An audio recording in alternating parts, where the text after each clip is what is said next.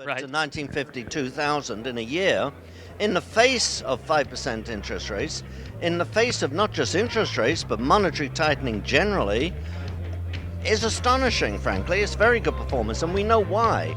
It's Welcome to the Gold Exchange Podcast, where we untangle market and policy complexity using timeless economic principles. For show notes and archives, go to goldexchangepodcast.com. Now, on to today's episode. Welcome back to the Gold Exchange Podcast. My name is Benjamin Vernon Nadelstein. I'm joined today by Adrian Day. Adrian, how are you doing? Well, I'm doing fine, thank you. How are you? Great, Adrian. Tell us a little bit about who you are in case someone on the planet doesn't know you. I was going to say, who am I talking to here? No, I'm joking. Well, Adrian Day, I have my own money management firm. We've been doing it for 40 years, and we invest in both global markets and resources. And then I also manage Peter Schiff's Euro Pacific Gold Fund. Adrian, at 5% interest rates, many commentators have said it would be like a nuclear bomb on stock markets. It would be a financial explosion like the world's never seen, and yet things seem to be okay. What is your analysis? Yeah, I mean, I think, first of all, a step back. Investors generally, we always expect things to happen in a much more dramatic fashion and much sooner, but in fact, they do happen. 5.5% interest rates, in fact, will have an effect on the economy. But it's not surprising to me that it hasn't happened yet. I think there's a lot of resilience in the economy. You know, when you think that we had ultra excessive monetary policy and excessively low interest rates for so long, basically for 12 or 11 years before, 12 years before they started hiking, that gave households and corporations all the opportunity in the world to refinance at lower rates, but also to term out their debt for longer. And so it's not surprising that rates have gone from zero lower bound to 5.5, and it hasn't had such a dramatic effect on the economy yet, because for the most part, people have strong balance. Households had strong balances. Corporations certainly had strong balance sheets, and people have termed out the debt. So the corporation, for example, who, let's say 3 years ago, refinanced all their debt, paid off all their existing debt, and then got new 5-year loans at 3%, they haven't been affected yet. They haven't been affected. So the higher for longer mantra of Powell, to me, is much more significant than whether they do another hike or not. So let's see if I can summarize. There's balance sheets that are actually doing quite well because of this lower interest rate policy. They could refinance, they could kind of shore up their balance sheets, right. And the debt is a little bit longer term duration. So a 5% nominal print, that's probably not going to do much. Now, higher for longer, that's a different discussion. Exactly. And so if you look at the absolute number of corporate maturities this year, next year, and then 25, you see that 25 is more than double what it is this year. I can't remember the absolute numbers, I'm sorry. I think it's 600 billion, but I don't want to say in case it's wrong. Well, I just said it. But the point is, next year, the number of debt maturities of corporations goes up by about 50%, and then the year after that is up another 50%. So those are the two important years. And so do you see a scenario where we're at 5 or 5.5% interest rates in 2 years from now? No, because something will have broken by then. I mean, we already had the banking crisis earlier, of course, but I think if we keep rates at 5.5% for very much longer, as the economy starts to move into a recession, that's going to cause more damage. So I don't think they can keep rates here for 2 years. No. And now let's talk about some assets here. Let's start with gold. Gold has held up surprisingly well. Many analysts had said 5.5 interest rates would be a headwind against gold. They said that gold would actually falter because most people would say, why would I buy a shiny pet rock when I could earn 5.5% on a T-bill or a money market? Are you surprised at how well gold has held up, or are you certain that this is part of your analysis? No, I'm. I mean, you make really interesting points, and I mean, one thing I'll say is that again, it gets back to what I said earlier. Gold investors, in particular, they're always disappointed by gold. They always expect more from gold. Right. But a year ago, we were just a little over 1,600. Yes. So to go from 1,600 to, whatever it is, Almost 'cause 1980. it changes every day, but Right. to 1950, 2,000 in a year, in the face of 5% interest rates, in the face of not just interest rates, but monetary tightening generally, is astonishing, frankly. It's very good performance, and we know why. It's all, never say all, but it's primarily due to central bank buying. Okay. Because ETFs, of course, we see the numbers, ETFs have had massive outflows. Apart from a couple of months earlier this year, February, March, it's been for 12 months, it's been net outflows and accelerating net outflows from the ETFs. So that's not where the support's coming from. I was just talking to a dealer, I don't know what your experience has been, but he said that they're certainly not getting a wave In of the United buying States, yes, in the that is United true. States. And you can tell that, the evidence is less firm and more anecdotal, but you can tell that in the premiums. The premiums have come down. So it's not the retail person who's supporting gold. So who's supporting gold? I think is primarily the central banks, and then it's also very wealthy individuals and institutions in Europe, but mostly in the Middle East and Asia, who are buying physical. Let's talk about the rest of the world. We have a very U.S.-centric focused investors, and a lot of monetary policy focuses on the Fed and the United States. But let's talk about the rest of the world for a little bit. There are some analysts who say the U.S. has the strongest economy. There's really no point in looking anywhere else. And if you're looking at the rest of the world, you're essentially just burning your dollars, throwing them down a pit you'll never see ever again. Do you see how that analysis makes sense and the U.S. economy is important, or should we be looking elsewhere as well? Of course it doesn't make sense. The U.S., it varies, but, it's 50% of the global economy and it's 50% of global stock markets. But if you ignore the rest of the world, you're ignoring half of the opportunities out there. And if you think the U.S. is and has been the strongest economy for a long period of time, then by its nature, if you avoid the rest of the world, you're avoiding some of the best opportunities that are out there. Maybe more risky opportunities, but best. I mean, I remember, Warren Buffett, I have a love-hate relationship with Warren Buffett. As do I. Yeah. Because he does say some wonderful things, that although that farmer wisdom gets a little bit, that shtick gets a little bit old after a while. But I mean, there's no gainsaying, he's done very well. But my point is when he says, oh, just look at the U.S., which he's ignored his own advice recently, of course.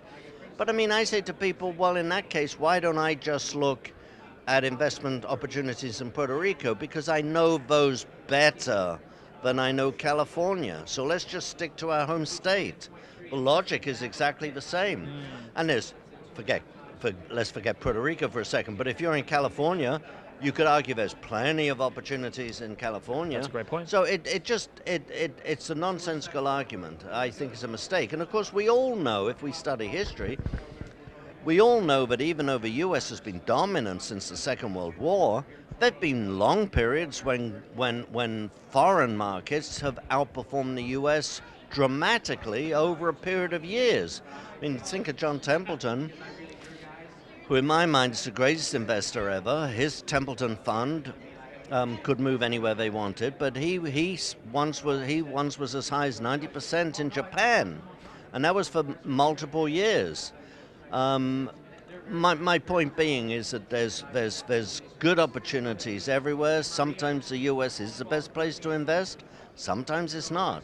And I do like that point, because if we're just simply going on what we know best or what feels closest to home, you should invest in your hometown. I mean, you should be looking around, in eyesight. But clearly there's other opportunities. And like you're mentioning, the difference between safety and return is a spectrum. Right, of course. And it's a matter of risk-reward, isn't it? It's a matter of risk-reward. Now, there are some people, at a certain age or whatever, there are some people who simply cannot take, let's say, X amount of risk, regardless of the reward potential.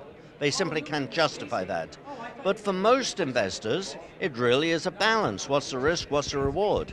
And this risk, albeit higher risk, the potential is so much greater that this one is a better risk reward.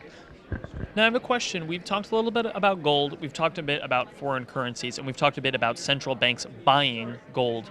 Do you see that other central banks are doing something different than the U.S. is doing? Should we be looking at, for example, Japan and yield curve control, Oh my the gosh. Chinese and the yuan? Please not.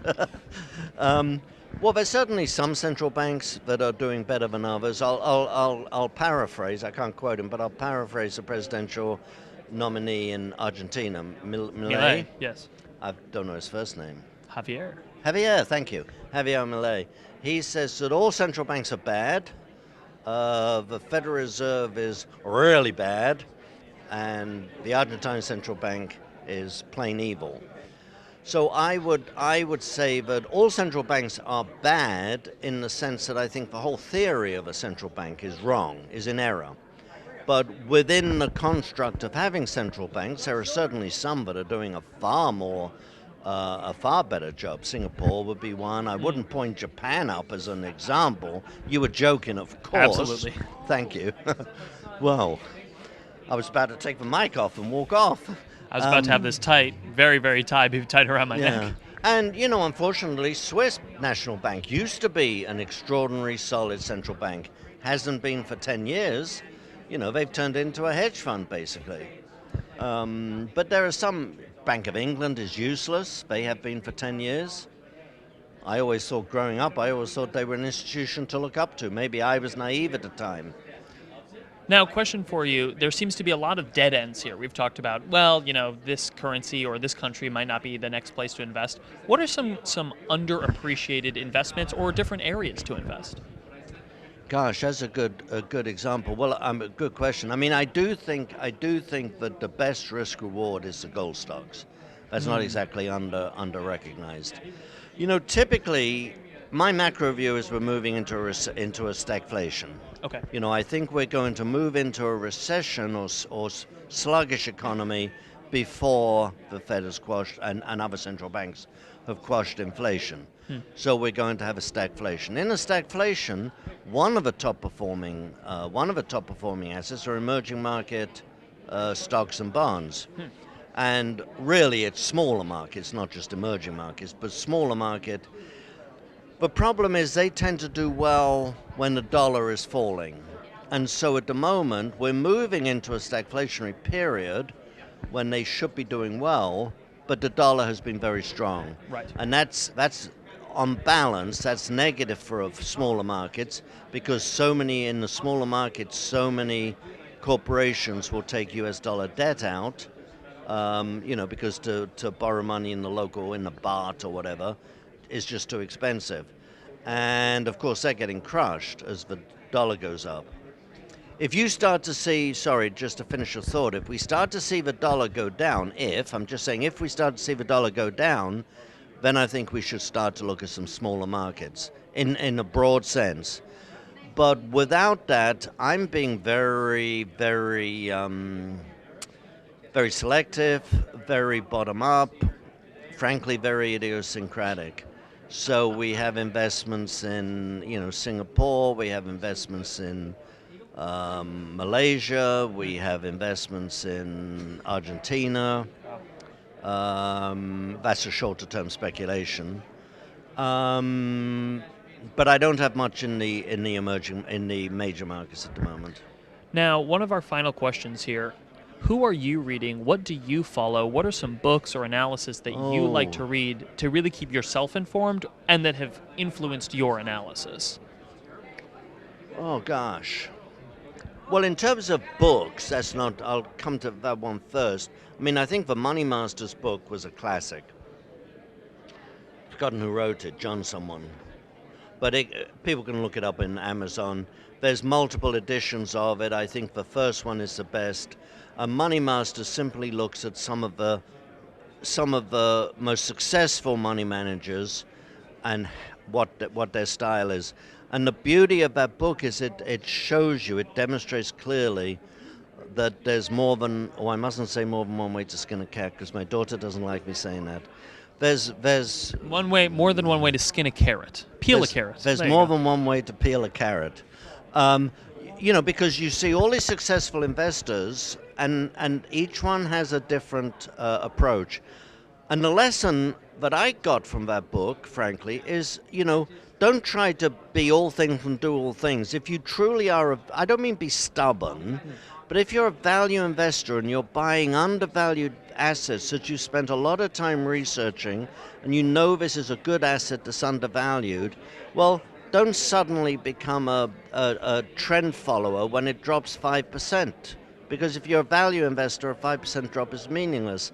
Similarly, if you're a momentum investor, and the momentum stops going in the wrong way, don't say, oh, well, I think I'll hold it anyway because it's good value. I mean, stick to your discipline. Anyway, that's a book. In terms of, I read Jim Grant's Interest Rate Observer. So much nowadays is on Twitter, which I don't have. But so much now is stuff that somebody just sends you something. Oh, I saw this, I saw that. Jesse Felder I follow. Jesse Felder I think is very good. He does have a free sort of subscription, which is a weekly, where he just sort of condenses basically some of the best things he's seen during the week, which I find very, very helpful. But his premium or whatever he calls it, the paid subscription, is absolutely well worth getting. That's Jesse Felder. But there's lots of them. I mean, now I listen to a lot of interviews, so I follow what Brent Johnson at this show says very clearly. Oh, I subscribe to Peter Bookvar. And that is my gosh, I don't know what I should say because I might have a special deal. I mean, I'm paying $100 a year. Maybe because I used to get it for free, so the people who got it for free, he's bumping us up slowly. But I mean, that's just so ridiculous, I mean, $100, you can't even get a hotel room for that. And Peter Bookvar is just one of the smartest, most insightful. So I get that, and I read every post he does. Yeah. And now, when people want to follow you, because we love your work and your analysis, where can people find more of your work? Yeah, the website, best website is www.adrianday.com. And when you go there, it'll tell you want money management, you want a newsletter, because we have to keep them separate for security, compliance reasons. But it's got all my interviews and, articles I've written and so on and so forth. Adrian, I want to thank you so much for joining us on the Gold Exchange podcast. We'll have to have you back soon. Well, thank you very much. I appreciate it. Thank you. This episode was brought to you by Monetary Metals. Monetary Metals is a different kind of gold company. Others buy and sell gold. Monetary Metals operates the Gold Yield Marketplace, a platform of products that offer a yield on gold paid in gold to investors and institutions, and are gold financing simplified, reliable financing denominated in gold with a built-in hedge for gold-using and gold-producing businesses. To learn more, visit www.monetary-metals.com. See you next time.